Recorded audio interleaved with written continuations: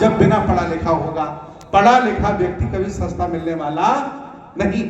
इसलिए जानबूझ करके भारत के अरबपतियों ने, आप तो अडानी अंबानी का ही नाम जानते हो, इसके अलावा 1 लाख अरबपति भारत में हैं जो आपसे नफरत करते हैं, आपकी शिक्षा से नफरत करते हैं, आपके अच्छे खाने से नफरत करते हैं, सवाल से नफरत करते हैं। उन्हें लोकतंत्र पसंद नहीं है। पड़ोस में 2 देश हैं, कभी चिंतन करिएगा, अखबार पढ़ा करिए। चाइना में लोकतंत्र निष्प्रभावी हो गया है। शी जिनपिंग परमानेंट राष्ट्रपति बन गए हैं और कोई कुछ कर नहीं पा रहा है। बगल में देश रसिया है, व्लादिमीर पुतिन जब तक जिंदा रहेंगे तब तक राष्ट्रपति रहेंगे, विरोधी कोई कुछ करने वाला। बगल में देश वियतनाम है, जहां 80% बौद्ध रहते हैं, वहां कम्युनिस्ट व्यक्ति राष्ट्रपति बन गया है और उसने विरोधी 10,000 लोगों को एक दिन में ही मरवा दिया है और वह परमानेंट राष्ट्रपति बन के बैठ गया है। कहीं आपके देश का शासक ऐसा ही तो नहीं करने जा रहा है? यह चिंता का विषय है कि नहीं? जो आपके देश में जो शासन कर रहा है, जो मनमानी कर रहा है। एक बहुत पुराना स्लोगन है, उनका सन्यासी का नाम मुझे याद नहीं आया। वो कहते थे कि अगर राजा बेईमान हो जाए तो फिर राजा को हराया नहीं जा सकता, फिर जो करेगा राजा करेगा, क्योंकि लोकतंत्र में, रजवाड़े में उसके पास सारे अधिकार होते हैं। आप ज्यादा कुछ करोगे तो गोली मरवा देगा, ऐसा ही तो है। तो कहीं भारत भी चाइना और रसिया, वियतनाम की तर्ज पर नहीं जा रहा। शिक्षा इन्होंने कमजोर कर दी, क्योंकि 1 लाख अरबपति हैं, उनका अपना धंधा रोजगार चलता है और उन्हें सस्ता मजदूर चाहिए। आप लोगों को वो बिना पढ़े लिखे मजदूर पैदा करने की फैक्ट्री मानते हैं। एक शोध है टीसी कापड़े, जिन्होंने मेरे साथ एमफिल किया है, वो महाराष्ट्र के रहने वाले हैं। तो वो कहते हैं कि जो बड़े लोग हैं भारत के, वो मध्यम परिवार को और गरीब परिवार को मजदूर पैदा करने की फैक्ट्री मानते हैं। जो आप बच्चा पैदा कर रहे हो ना, वो उनके लिए फैक्ट्री है कि आप मजदूर हमें गरीब दे रहे हो और फिर जिंदगी भर उससे हम मजदूरी करवाएंगे। बेचारी चिंता का विषय है कि नहीं? और वो लोग अगर ऐसा सोच रहे हैं तो बताओ क्या करोगे? और ऐसा हो भी रहा। अभी जयपुर में 4,000 सरकारी स्कूल बंद हो गए, उत्तर प्रदेश में भी बंद होने वाले हैं, और नहीं बंद हुए तो कमजोर हो गए, क्योंकि प्राइवेट स्कूल को इतना ज्यादा तवज्जो दिया जा रहा है। ये डीपीएस, ये गोयनका, ये जीडी गोयनका, ये बड़े बड़े स्कूल, तो सरकारी स्कूल पूरे बंद हो रहे हैं। अब सरकारी विभाग में ये हाल है इस समय कि जहां 10 लोगों को काम करना चाहिए, वहां अकेले प्राइमरी के मास्टर से काम करवा रहे हैं। ऐसा है कि नहीं, बताइए आप? जहां 10 लोगों की जरूरत है, वहां 1 से करवा रहे हैं और कहते हैं मोटा वेतन पा रहे हो आप। उन्हें मोटा वेतन हमारा लगता है 1,50,000 जो भी वो मिलता होगा, उन्हें लगता है कि इसमें 4 आदमी रह सकते हैं, आप अकेला पा रहे हो, तो आप 10 लोगों का काम करिए। ऐसी स्थिति में आपको छोड़ दिया गया है।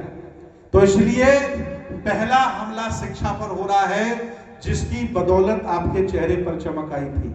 आज आप जिस लायक हैं, छतरपुर में जहां भी आप बैठे हैं, सबसे बड़ा योगदान न धर्म का है, न राजनीति का है, सबसे बड़ा योगदान शिक्षा का है। किसका है? और शिक्षा निष्प्रभावी हो गई, खत्म हो रही है, और इस पर कोई आंदोलन नहीं। न कोई नेता बोल रहा है, न कोई समाज सेवी काम कर रहा है, न कोई धार्मिक व्यक्ति काम कर रहा है, कोई नहीं। मुसलमानों के पास अपने मदरसे हैं, ईसाइयों के पास कॉन्वेंट स्कूल हैं, हिंदुओं के पास सरस्वती मंदिर है। बताओ आपके पास कौन सा स्कूल है? कोई है क्या जहां आप अपने बच्चों को पढ़ा लोगे? तो मजबूरी में आपको बिना पढ़ा लिखा रहना पड़ेगा अगर शिक्षा कमजोर होती है। तो इसलिए पहला सूत्र है हमारा शिक्षा। दूसरा हमारा सूत्र है संस्कार। चाहे जितना पढ़ा देना आप अपने बच्चों को, अगर अच्छे संस्कार आपने बच्चों को नहीं दिए तो ये बच्चे बुढ़ापे में आपको जरूर कूटेंगे, जरूर आपको मारेंगे, जरूर आपकी बेइज्जती करेंगे। दुनिया की कोई ताकत आपको बचा नहीं सकती। क्या कह रहा हूं मैं?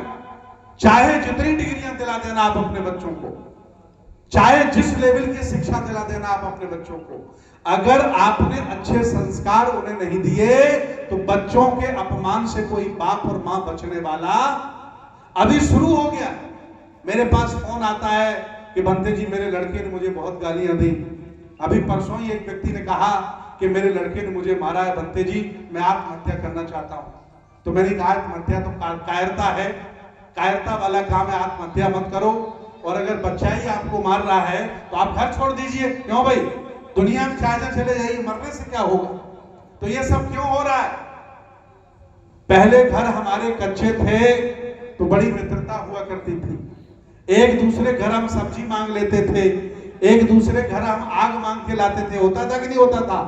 जब से हम कार वाले, मकान वाले थोड़ी हैसियत बना ली है, तब से मैत्री भाव बिल्कुल खत्म हो गया है। ऐसा आपको महसूस होता कि नहीं होता? आप चले जाइए गांव में, मैं गांव में जाता हूं तो लोग हमसे कहते हैं कि बंते जी मैं उनके घर तो जाऊंगा नहीं। आप जब उनके घर से निकले तो आप हॉर्न बजाते ना, मैं बाहर आ जाऊंगा। मतलब गांव में, गांव के दूसरे घर में जाने के लिए गांव वाला व्यक्ति तैयार नहीं है। इस तरह से बेमनुष्यता फैली है। और आप कह रहे हो कि पक्का मकान बना लिया, प्लाट ले लिया, कार ले ली, किस काम की तरक्की है? जब मैत्री भाईचारा खत्म हो गया तो पक्की ईंटें लगा लेना कोई तरक्की नहीं। इसलिए मैं फिर कह रहा हूं कि चाहे जितना बच्चों को पढ़ाना, अगर अच्छे संस्कार आपने नहीं दिए तो बच्चों से आपको कभी सम्मान मिलने वाला नहीं। और तीसरा हमारा संदेश है संगति। चाहे जितना आप पढ़ा देना अपने बच्चों को, चाहे जितने अच्छे संस्कार दे देना आप अपने बच्चों को, अगर उनकी संगति पर आपने ध्यान नहीं दिया तो पढ़ाई आपकी फेल, संस्कार आपके फेल। शराबी के साथ घूमेगा, शराबी हो जाएगा, जुआरी के साथ टहलेगा, जुआरी हो जाएगा, और पता चले थाने में पकड़ के जेल जाएगा, और पिताजी की ऐसी तैसी कराएगा। बात समझ में आई कि नहीं आई?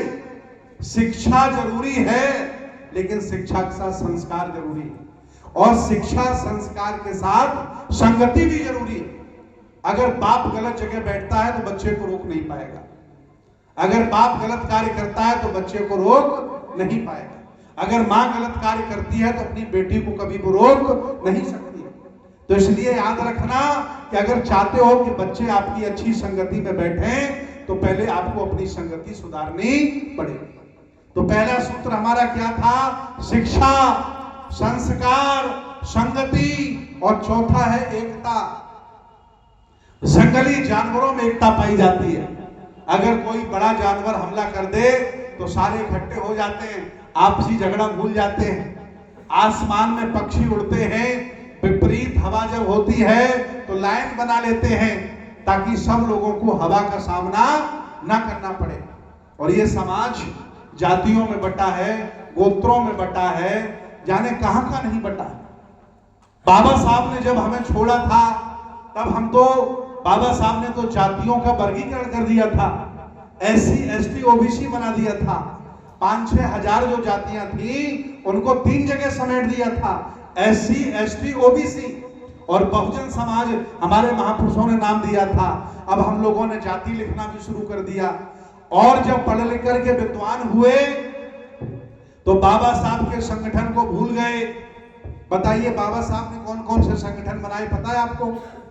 बाबा साहब ने RBI बनाई, पता है?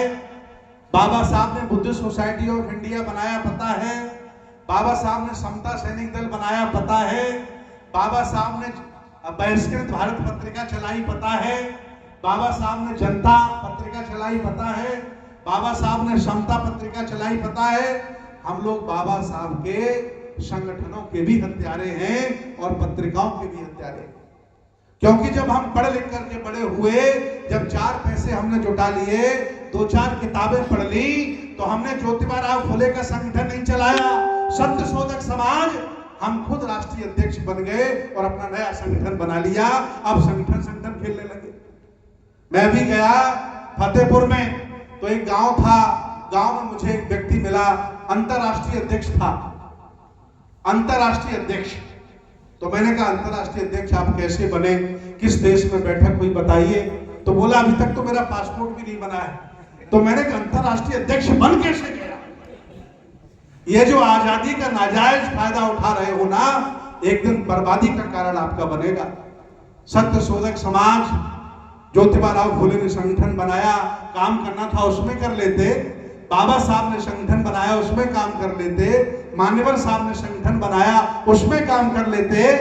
आप इनसे ज्यादा काबिल थे तो राष्ट्रीय अध्यक्ष और अंतर्राष्ट्रीय अध्यक्ष बन गए हो। बाबा साहब जब हमें छोड़ के गए तो हमें वर्गों में छोड़ के गए थे, जाति उपजाति को जन्म हमने दिया और 50 लाख संगठनों को भी जन्म हम ही ने दिया। आज इस देश भारत में इतना ठाकुर ब्राह्मण बनिया हमारा दुश्मन नहीं है जितना ये संगठन वाले दुश्मन बन के बैठे हैं इस विचारधारा के। सबका अपना अलग अलग संगठन, सबकी अपनी अपनी ढकली, सबका अपना अपना राग, जिसके जो मन में आ रहा कर रहा, किसी को कोई चिंता नहीं। ऐसा महसूस होता कि नहीं होता आपको? तमाम संगठन लोगों ने बना के रखे। तो शिक्षा, संस्कार, संगति, एकता। अब एकता तो पुरखे हमारे बना के गए। आरएसएस बनी, 100 साल हो रहे 2025 में, उनका 100 साल हो रहा है और हमारे यहाँ 100 साल में लाखों संगठन बना लिए और एक दूसरे की आलोचना, बुराई, ये तो स्वभाव। हमारे एक बहुत बड़े प्रोफेसर हैं, वो कहते हैं कि जो एससी ओबीसी के लोग हैं बंदे जी भारत में, इनका जो डीएनए है उस डीएनए में लोकतंत्र नहीं है। ये जिस संगठन में बैठ जाते हैं और मरते मरते उस संगठन में बैठे रहते हैं और इनकी ये भी इच्छा होती है कि मुझे स्वर्गीय राष्ट्रीय अध्यक्ष लिखा जाए, वो छोड़ते नहीं पर। उस प्रोफेसर का शोध है कि जो देश भारत का एससी एसटी ओबीसी का आदमी है उसके खून में लोकतंत्र नहीं है। आप जिसको भी बुद्ध विहार का अध्यक्ष बना दीजिए वो पद नहीं छोड़ेगा, समिति का अध्यक्ष बना दीजिए। आज भारत में जितने संगठन बर्बाद हो रहे हैं हमारे, सामाजिक राजनीतिक इसीलिए हो रहे हैं कि इनका अध्यक्ष कमजोर हो गया है, काम करने वाला कोई है नहीं, संगठन खत्म हो गया। महसूस करते कि नहीं करते? ये जो आपके सबड़ लोग हैं ये कमजोर होते हैं, उसके पहले अपने संगठन को चलाने वाला व्यक्ति ढूंढ के चले जाते हैं और सौंप के जाते हैं कि अब तक हमने इन सूत्रों पर शासन किया, अब बेटा आप शासन करो, मुझे काटो, मैं जा रहा हूं। यहां हम ही रहेंगे जब तक जिंदा है, तब तक मर जाए इसके बाद देखा जाएगा। तो ये जो भाव हमारा बन गया ये हमारी बर्बादी का कारण बन गया है। चाहे राजनीतिक संगठन हो, चाहे सामाजिक संगठन हो, हम लोग लोकतंत्र के दुश्मन हैं और जबकि लोकतंत्र के जनक हम ही हैं। हम पुराने शासक, हम वैशाली वाले, हम कपिल वस्तु वाले, हम नागवंश के प्रोधा, हम महार सत्याग्रह वाले, हम लोग लोकतंत्र के जनक हैं और लोकतंत्र के विरोधी पूरे भारत में बन के बैठे हैं। तो शिक्षा, संस्कार, संगति, एकता और व्यक्तिगत पहचान। पांचवा मेरा संदेश आपसे है कि अगर आपके जीवन में लोक कल्याण का भाव नहीं तो आपका जीवन किसी जानवर से ज्यादा बदतर नहीं। लोक कल्याण क्या होता है? हम अपने लिए जी रहे हैं, हम अपने बच्चों के लिए जी रहे, ये अच्छी बात है, सब करते हैं। बाशेठ नाम का ब्राह्मण एक बार भगवान बुद्ध के पास आया और उसने कहा कि मैं मरना नहीं चाहता हूं, कोई उपाय बताएं, कोई दवा हो दे दे, कोई मंत्र हो बता दे। तो भगवान बुद्ध भी फंस गए, कहा कि कैसा आदमी है ये, मरना नहीं चाहता। संसार में जितने भी लोग आए सबको मरना है, ये मरना नहीं चाहता। तो भगवान बुद्ध समझ गए कि अगर इसको हम जवाब नहीं देंगे तो ये पूरे जम्बू द्वीप में मेरी आलोचना करेगा। तो भगवान बुद्ध ने क्या कहा? बैठो, आओ हम तुम्हें इसका उत्तर देते हैं। भगवान बुद्ध ने कहा कि जो अपने लिए जी रहा है इस संसार में, जो अपने लिए जी रहा है उसकी मृत्यु निश्चित है, लेकिन जो देश के लिए, समाज के लिए, गौरव के लिए, इतिहास के लिए, विरासत के लिए और देश के लिए, औरों के लिए जीता है उसकी कभी मृत्यु नहीं होती। अच्छा बताइए, बाबा साहब को कौन मारेगा? एपीजे अब्दुल कलाम को कौन मारेगा? सदगुरु कबीर को कौन मारेगा? बाबा साहब, डॉक्टर अंबेडकर, मान्यवर साहब को कौन मारेगा? मरेगा वो जिनके अभी नाम ले रहे थे अहिरबार साहब, क्या क्या नाम थे, बुधौआ, सुधौआ, क्या बता रहे थे, जिनका कोई काम नहीं, जिन्हें कोई जानता नहीं, वो जानवरों की तरह खा रहे हैं और सो रहे हैं, मरेंगे वो। तो इसलिए याद रखना, अगर आप यूं ही चले जा रहे हो तो यही आपका अंतिम जीवन है, और अगर कुछ लोक कल्याण करके जा रहे हो तो हजारों साल, लाखों साल आपको जिंदा रखेगा ये समाज, आपको समाज कभी भूलेगा नहीं। और ये भी एक बहुत बड़ी बात बता दूं कि लोग इतने संवेदनहीन हैं, ये एससी ओबीसी समाज के लोग, कि जिंदा पर ये अच्छे आदमी की इज्जत नहीं करते। जिंदा जब वो व्यक्तित्व होता है तो उसकी इज्जत नहीं करते हैं, और जब वो संसार से चला जाता है तो उसकी मूर्ति लगा के पूजा जरूर करते हैं। ये अच्छे लोग हैं। अच्छे लोगों की जिंदा पर इज्जत करिए, माता पिता की जिंदा पर इज्जत करिए। मरने के बाद माला पहना दोगे, कुछ होना नहीं है। इसलिए हम लोग, बुद्ध ने कहा कि वर्तमान में जिए, न ज्यादा भविष्य की चिंता करें, न भूत की चिंता करें, ये सब जंजाल है। वर्तमान में जिए, वर्तमान को अच्छा करके चलें, भविष्य भी अच्छा होगा। तो आज सभी लोग आप आए, आप लोगों ने तथागत भगवान बुद्ध के दर्शन को महसूस किया, समझा। उनके पंचशील याद करिए, उनके आर्य अष्टांगिक मार्ग याद करिए, उनकी पारमिताएं पढ़िए, उनका जीवन पढ़िए। अच्छा, यहाँ ऐसे कितने लोग बैठे हैं जिनके घर में बाबा साहब के द्वारा लिखित भगवान बुद्ध और उनका धर्म किताब है? हाथ उठा के बताइए। भगवान बुद्ध और उनका धर्म किताब है ना, जिसे बाबा साहब ने लिखा है। अच्छा, पूरी किताब को किसने पढ़ा? हाथ उठाइए, पूरी किताब को। अभी अगर ब्राह्मणों की सभा हो रही होती तो पूछा जाता कि बता